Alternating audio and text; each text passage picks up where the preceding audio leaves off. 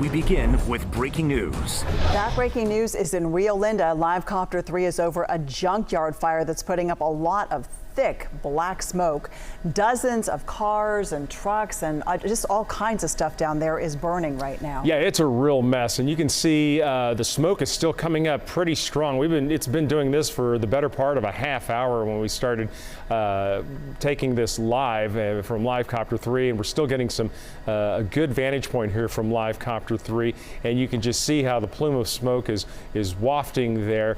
And like you mentioned, Edie, there are different types of vehicles down there in this yard. We saw campers, RVs, and then just various debris. And as we kind of get back in a little bit tighter to show you the source of this fire, down there is also nearby there's a mobile home park, and there's also a swimming pool. It looks to be like a public swimming pool right next to this area. So in addition to being kind of an industrial area, there are some areas right here where people live. So the scary part about it is that's very toxic smoke that can be drifting nearby to some homes.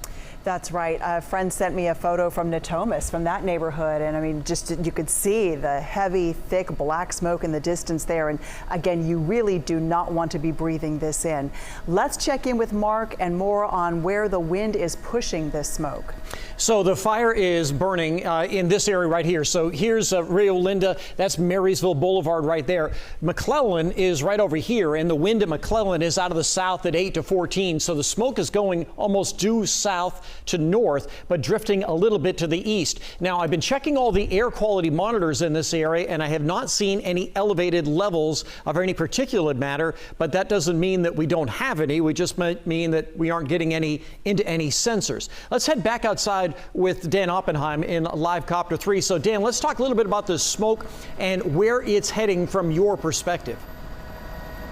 Well, from my perspective, it's going almost due north from Rio Linda, and it seems like, just given the wind conditions, the plume is staying mostly contained. If the winds were stronger, then the plume would be closer to the ground, but it is luckily rising pretty much as a unit. And so that's good. We aren't seeing a lot of that black, heavy smoke that may have more of the heavy particulate matter in it hugging the ground. So it may be getting elevated and then getting dispersed as it moves downwind. And also, with this moving more from south to north, as opposed to maybe a little bit more to the east, that takes it over fewer population areas. If it was going more east, it would be taking its way out toward the Roseville area with higher population. Dan, what's your altitude right now that we're getting up toward the top of that smoke deck? How high is that roughly? So right now we're flying at 1,300 feet, and if I had to guess, I'd probably say about 2,000 feet is where it levels off. Right now we're looking north, and as you said, as far as location goes, it is lucky. Under this smoke column, there's not a densely populated residential area. So it is traveling north, a little bit to the east, but avoiding most of the houses.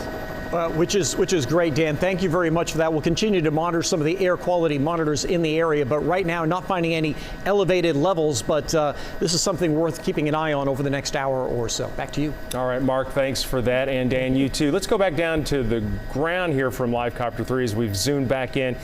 You can see beneath that black smoke where the flames of kind of hopscotch from different patches of the lot there, where again you have just all kinds of vehicles there.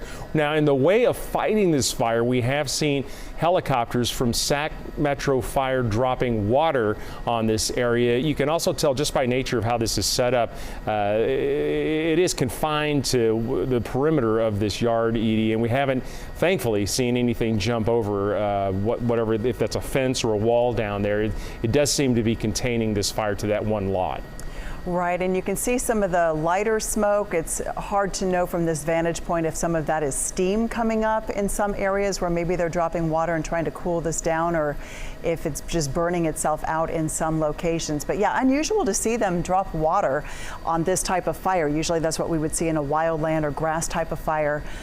So maybe, again, an attempt to cool this down. Some of this, obviously, that's on fire here will not be put out with water. I mean, this is the kind of stuff that you would need foam or something like that. So clearly they would have reasons to use that kind of tactic. Yeah, and you can see right now there is at least one crew there as they're making it their way, and they're appearing to use water there for that on that one little pump truck there. So we will keep an eye on this right now as fire crews try to figure out a way to get this out as quickly as possible. We'll monitor that column of black smoke. It is good to see that it's drifting in an area where there are not as many people as there are in other directions. We'll keep an eye on that and check back in with the fire throughout our newscast this evening.